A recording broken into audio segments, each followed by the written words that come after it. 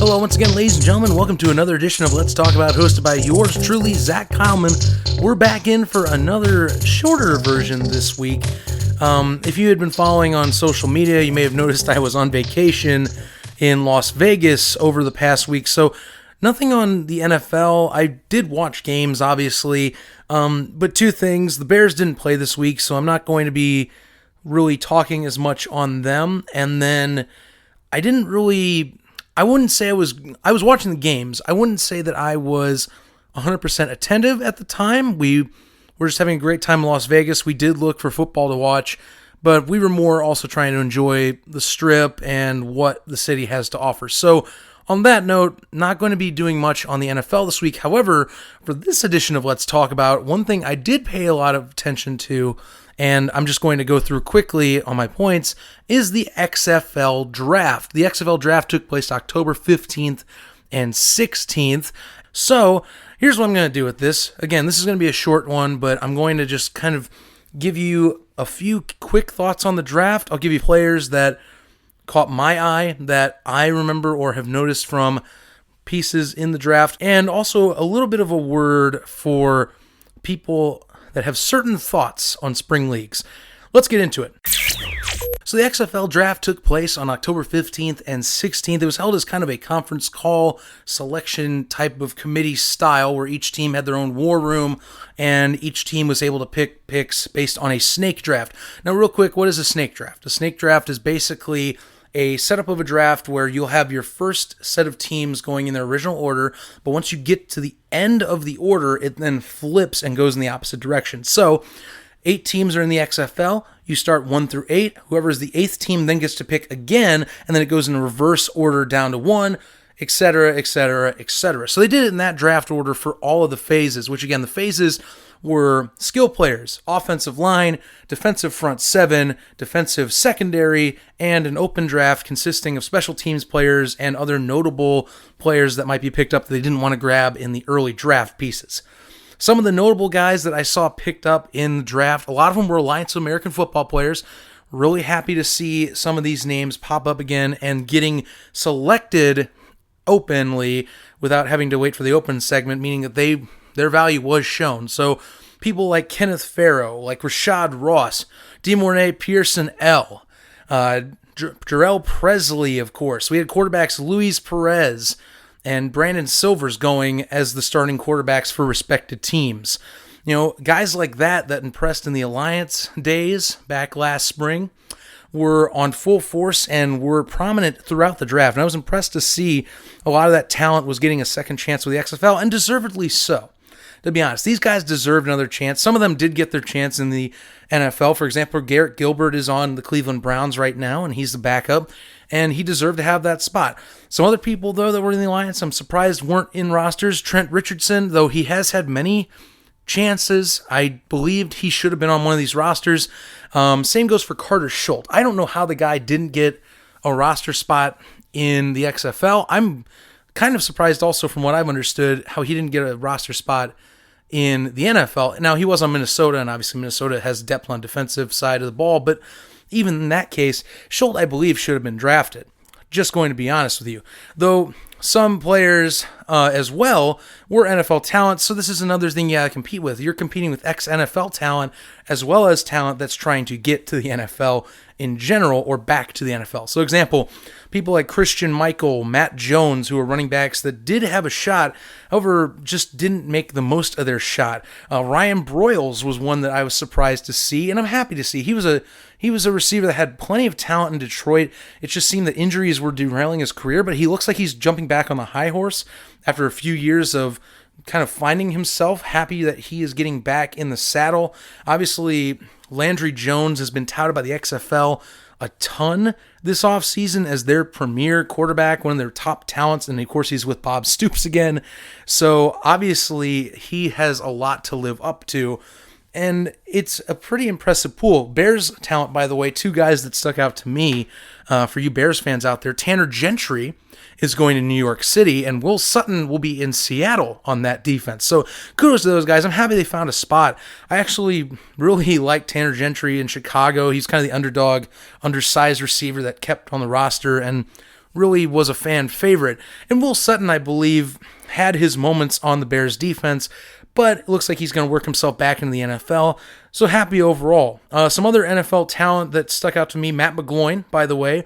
He'll be playing in New York City. He is their starting quarterback as well. Connor Cook is going to be backing up a college quarterback, Philip Walker, out of Temple.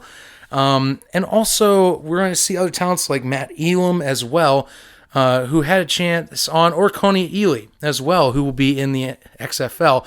So there's plenty of talent in this league.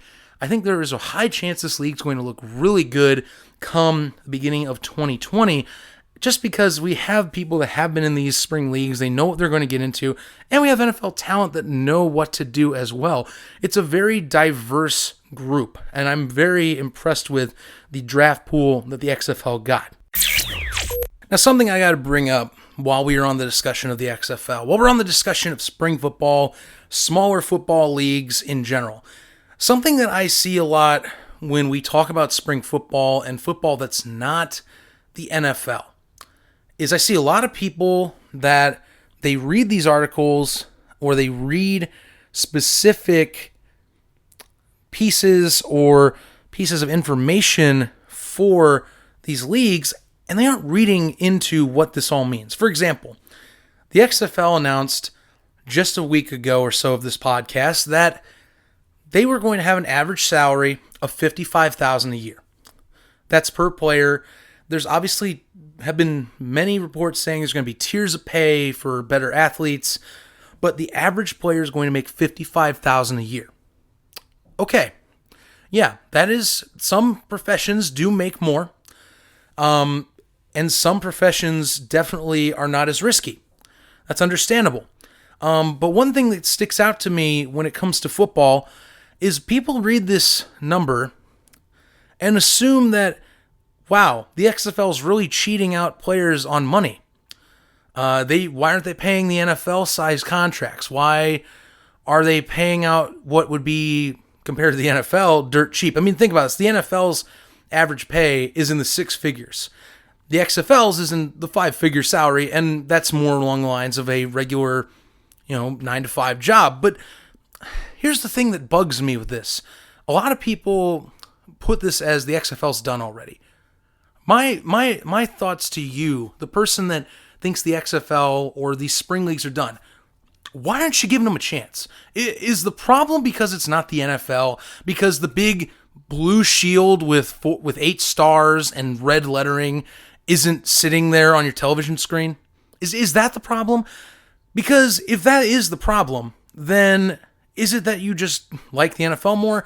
That's fine. If you like the NFL more, that's fine. Just tell me that. Don't come on to XFL posts or places and just, troll? Is that what I should call it? Trolling for controversy? How about you read into things? For example, the pay. Do you know that's the second best pay in the sport, in American-style football? Do you really think that every American-style football team pays millions of dollars? Do you think that's possible? It's not possible. It's not possible yet. The NFL has had 100 years to get this into a billion-dollar industry for themselves. That is for themselves. The best that you can say that has come close to keeping up with the time and the effort put into the NFL is the Canadian Football League. And the Canadian Football League doesn't even pay as much as the XFL in American dollars. In Canadian dollars, it does. In American dollars, the average is roughly $6,000 less. The XFL is paying players more. This isn't about pay, though, either. Everyone wants to get back to the NFL because they know the NFL is the main goal. The XFL has said that they are a complementary piece to the NFL. This isn't competing with the NFL. You got to realize, too, this is not supposed to compete with the NFL. The 2001 version of the XFL was designed to be that way because Vince McMahon screwed up and he didn't think about what he was doing. If it fails this time, you can come back and I'll say that it bit my ass that I made these comments. But this one is designed where the XFL is supposed to survive because it's not trying to fight the monster that is the National Football League. It is trying to survive under the shadow of it so that it can make itself into something that players want to go to. Maybe someday it does get to millions of dollars if it can survive. Right now, this is a startup. You have to think of it as a startup. The player salaries are that way. The players know it's a startup. Players have been through this. Alliance of American Football players have been through this already. There have been other players that have been through other starting football leagues like this already. You have to realize, no, there is not going to be the money. And I get tired of hearing people say this stuff. Well, why isn't it like the NFL? Because it's not. It's not supposed to be. It's supposed to be a counterpart. It's supposed to be something that is different. Hell, you want to talk about something that helps with the NFL? These spring leagues do help. These leagues that aren't the main attraction that the NFL is, do help. For crying out loud, the Alliance of American Football, we're talking about the Sky Judge for crying out loud because of referee issues that have been going on in the NFL.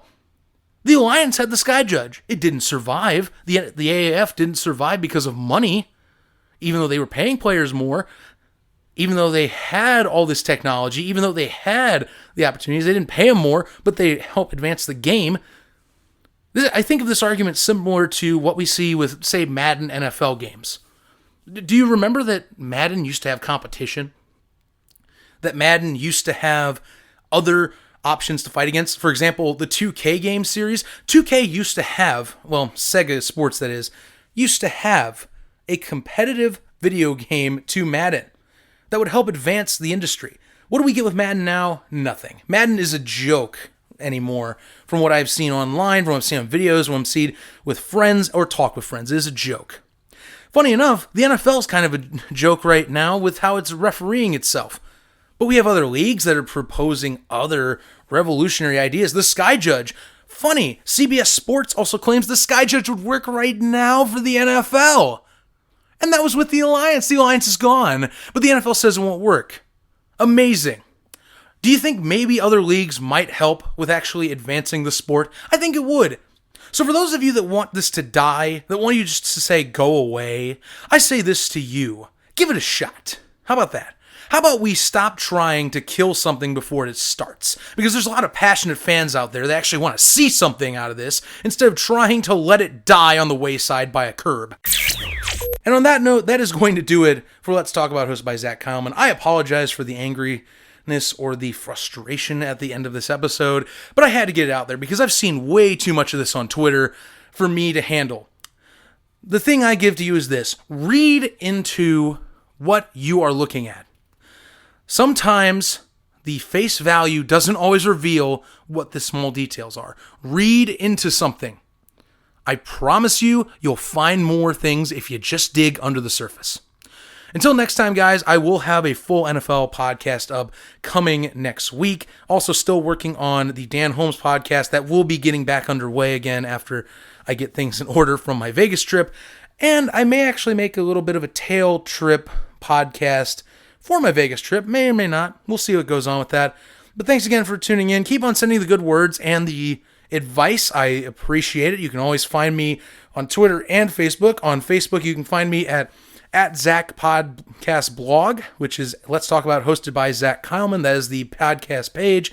You'll find updates on the podcast and every episode link there as well. You can also find me on Twitter at ZK Podcast. That's our new Twitter handle for Let's Talk About. We'll be posting content from the show as well as other things related to show topics as well. So stick around, follow on both of those platforms, and thanks again. Stay tuned.